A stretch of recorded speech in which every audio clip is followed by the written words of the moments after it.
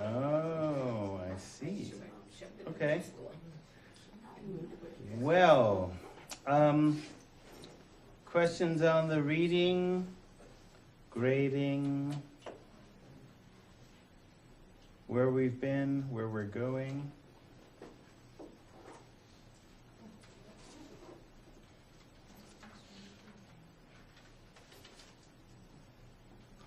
No?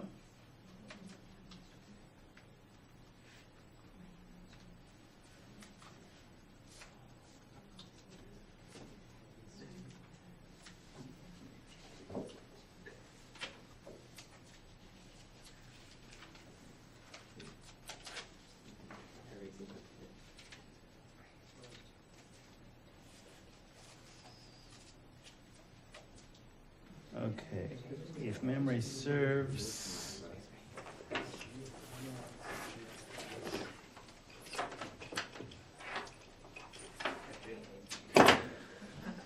I could ask a gotcha question. So have you done the reading? Yes? Some?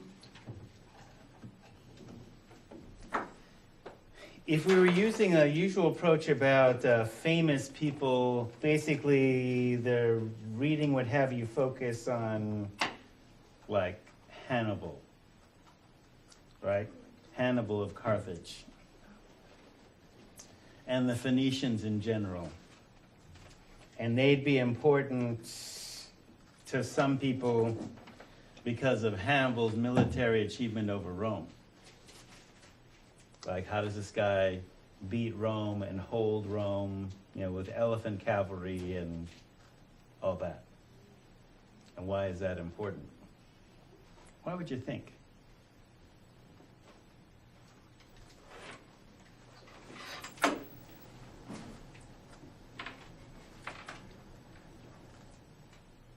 Wild guess. Speculate.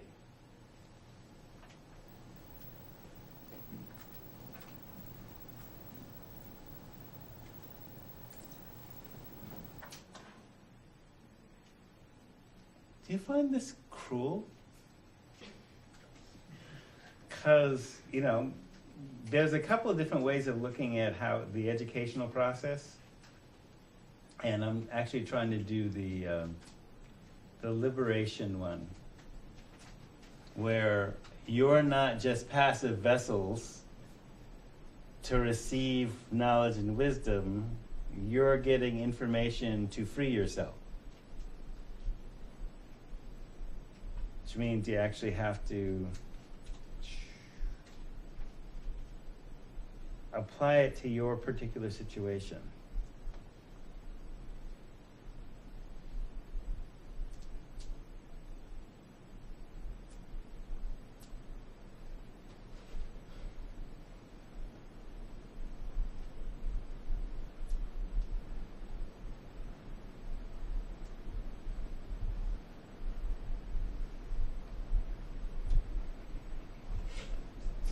Reading this? No. Okay. No.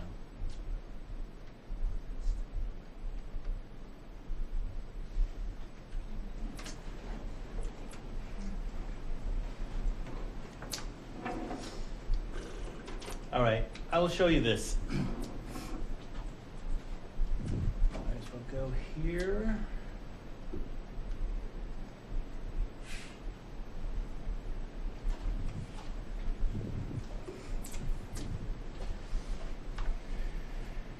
Two purposes for education.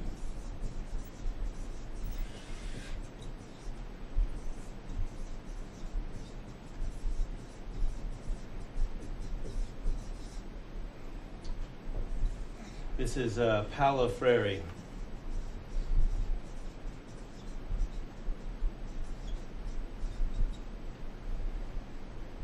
Or actually, I think it's Freire without the I. Spelling does matter. And he wrote a book that's in your book list, called The Pedagogy of the Oppressed.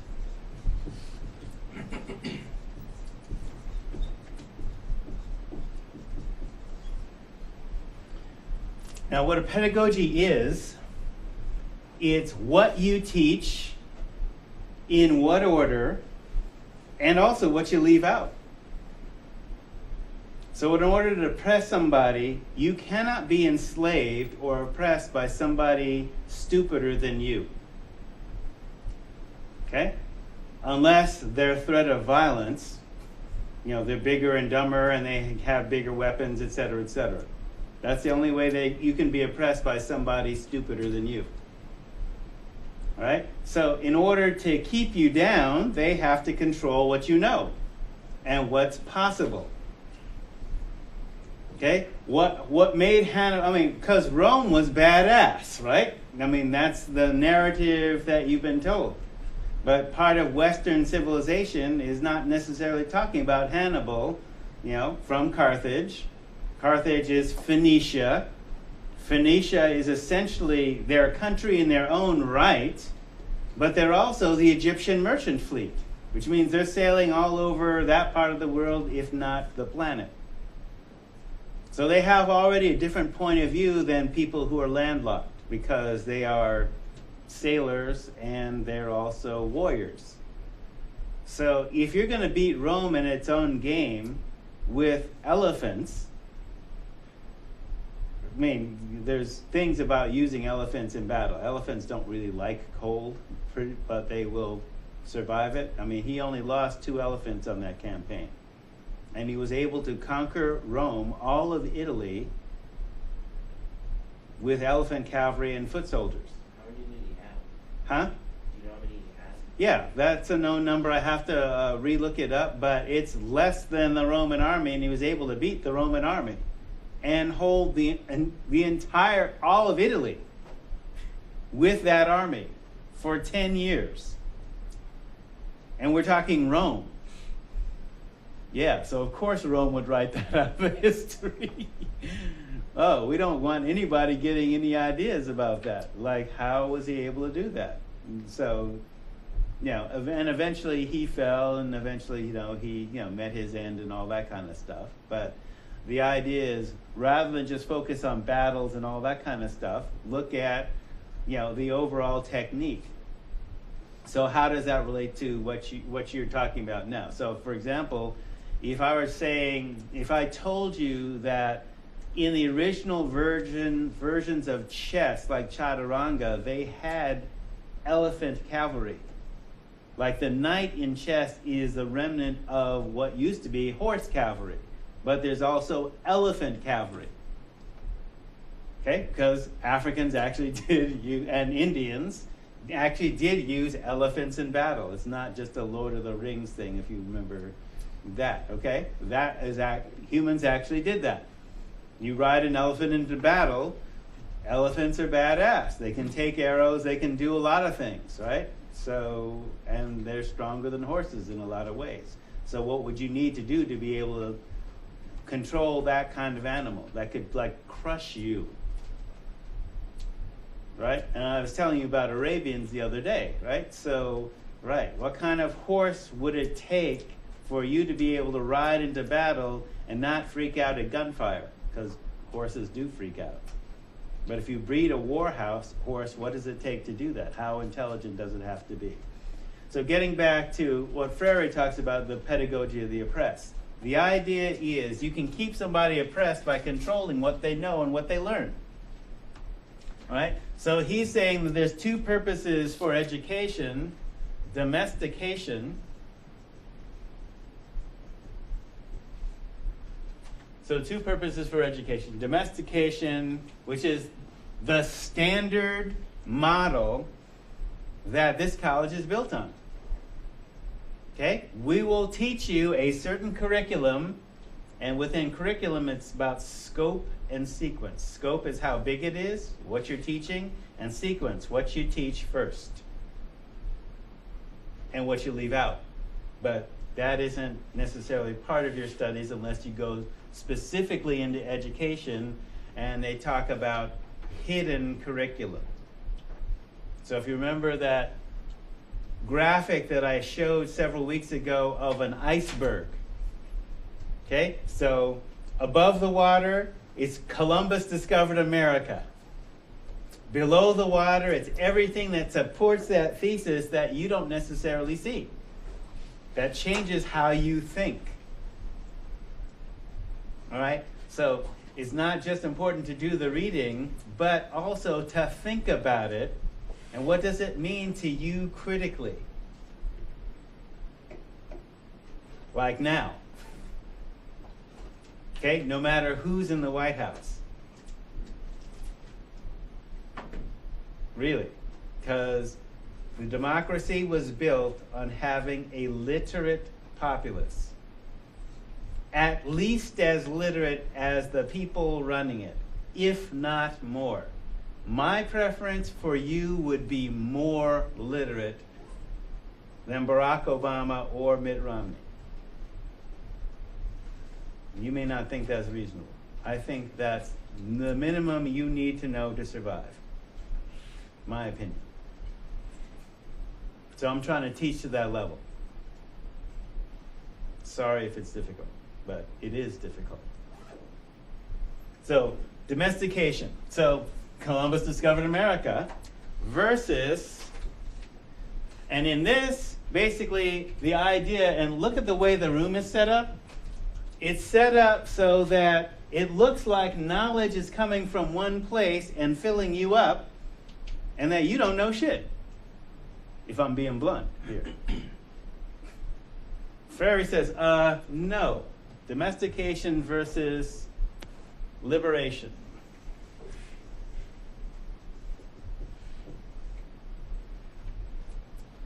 And in liberation,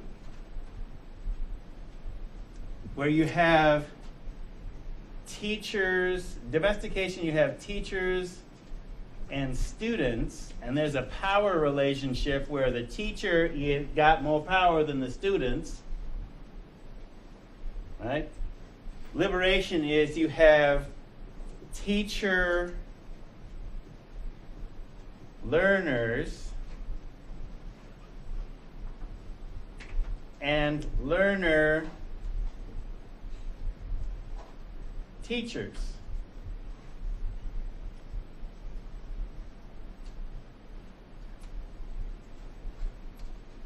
Okay, so in this model, the teacher goes to school, they have advanced degrees, and they have mastery of content, which allows them to teach this material, et cetera, et cetera, et cetera.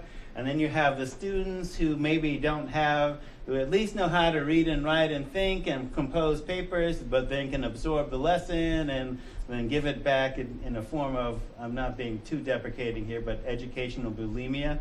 I don't want you to spit back what I've taught you. I want you to think about what this means to you.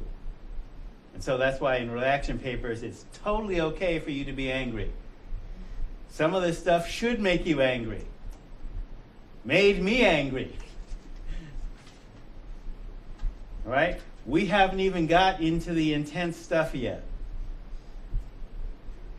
Because usually when people talk about slavery, the reason they only talk about slavery is like, you know, it's like what previous students have come and talked, the black students have talked about, oh, it's a hate white people moment. So that's why I say, okay, look, white people were enslaved too. White people were enslaved in America, but America erased that from the history so you don't even think about it. You just feel guilty. No, you should be outraged. This happened to you too. That's why you even feel guilty. You're like remembering it from what we call ancestral memory. That's why that whole focus in African psychology about you have an ancestral memory. That's part of your core self. That isn't part of Freud. Because Freud erased his history. Cut it off. So I'm teaching the liberation mode by saying, okay, yeah, I have the degree, but I'm also learning too.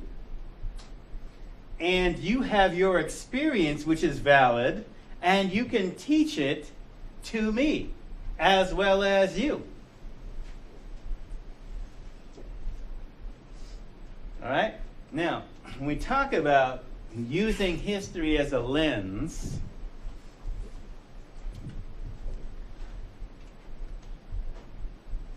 so there was the references to true. So this is where we left off, if you recall. So when I use that phrase, original position, that is a phrase that came out of the psychology of law. If you remember what I said about the psychology of law, what's the problem? 2, how is the law a solution to the problem? And 3, what kind of problems does the law now cause? All right? So in original position, we don't believe your sincerity since it's forced. And the sincerity here is, are you really a Christian or not? All right? So the Inquisition, because it was a church court,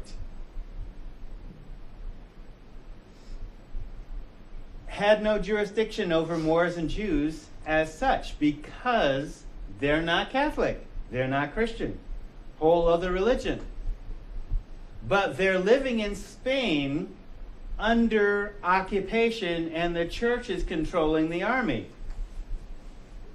So theoretically, they can basically just exist in their mosques, in their communities, in their synagogues, theoretically. But in order to get ahead in that society, you're going to have to be Catholic. That's the way it was. So they convert. Okay, I'm Christian now. Oh, well, we don't believe you. You're just being Christian because if you're fearing persecution. So you're just becoming Christian to avoid persecution. That ain't real. That's a sin. So now that you've converted, we're going to punish you. See how that, we call it in English a catch-22? All right? So you can see today why people are so freaked out about, oh, Sharia law is coming. Barack Obama is going to take away my guns and institute Sharia law. Okay, they are freaked out about Sharia law, but look, that ain't going to happen here. It ain't. Sorry. It just ain't.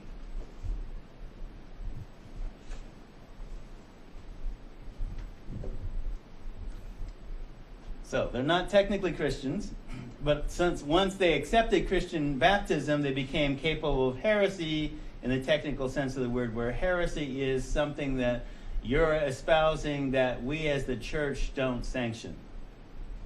But given that they were heretics being forced to become Christian under pain of death or loss of property, thus they were converting for the wrong reason and subject to the Inquisition.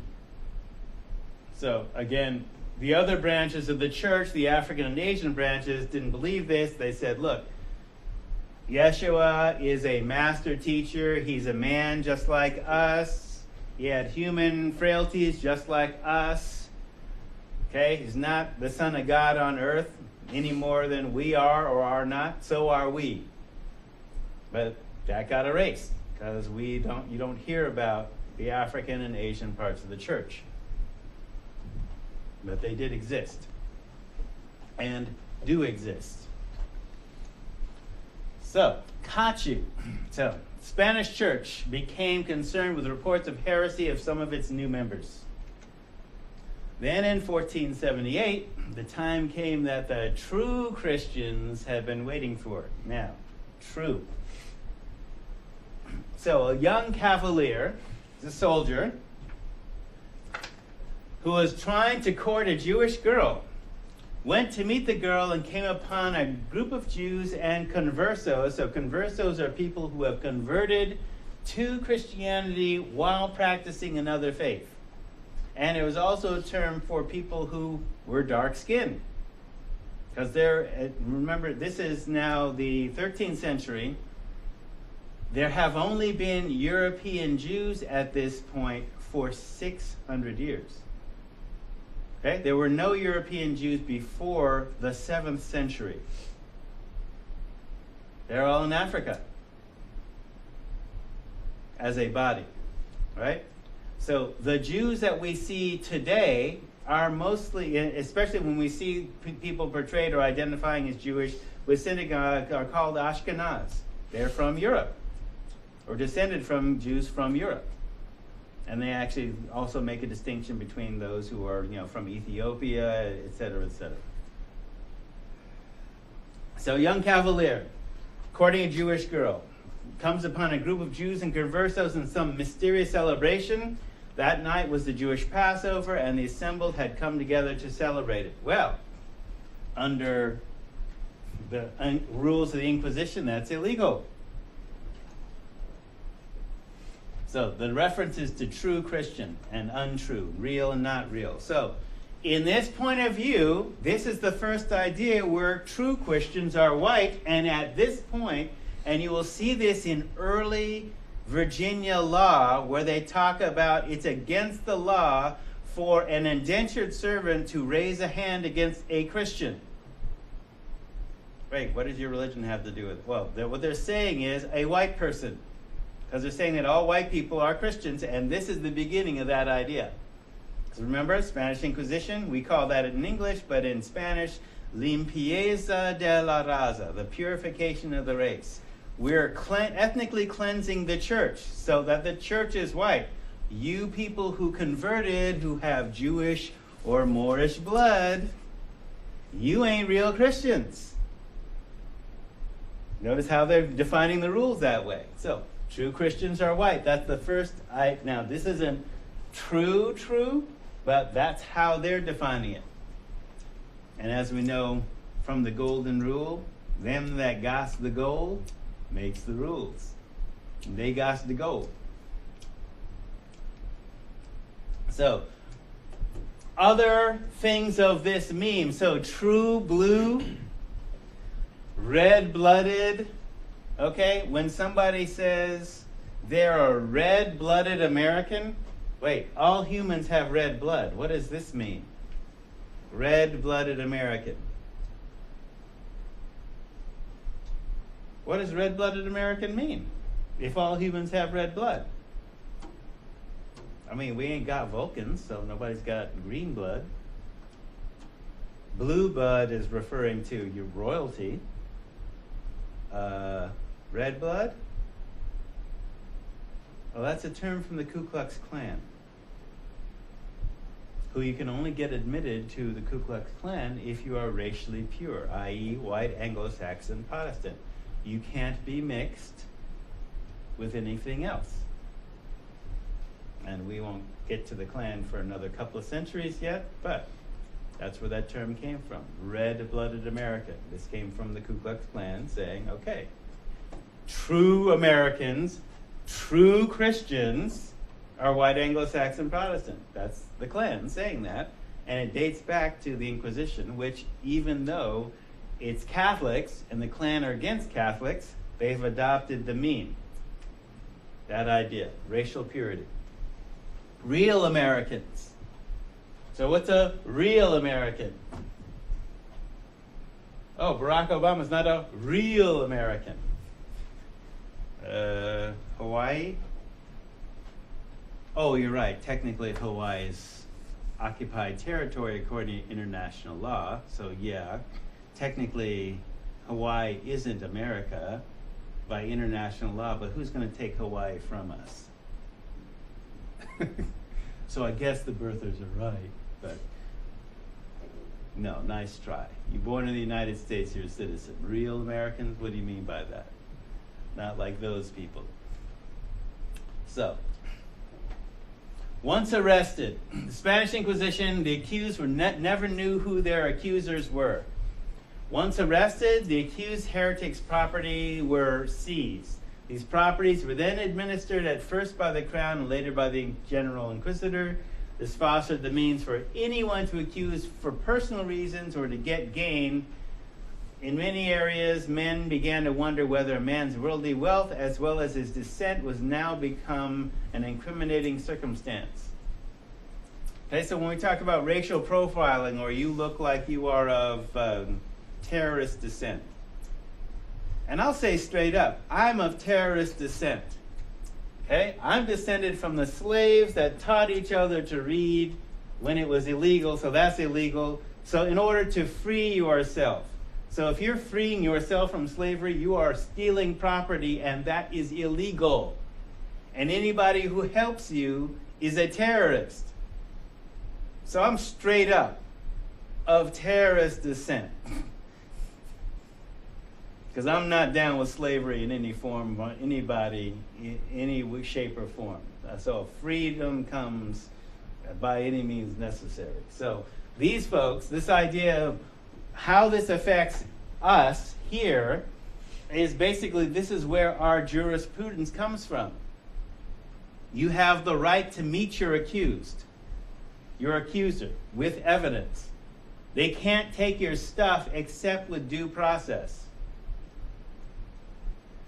So, the Inquisition did not limit itself to purifying only those of Jewish faith. This is especially true if the accused was found to have any Jewish blood in their ancestry, i.e. dark skin.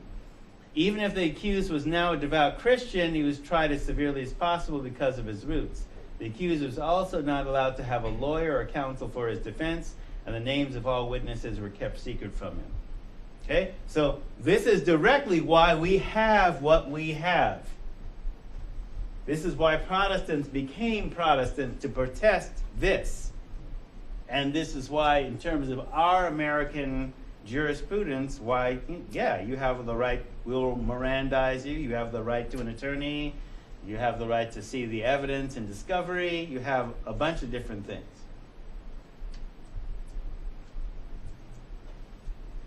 You have the right to remain silent.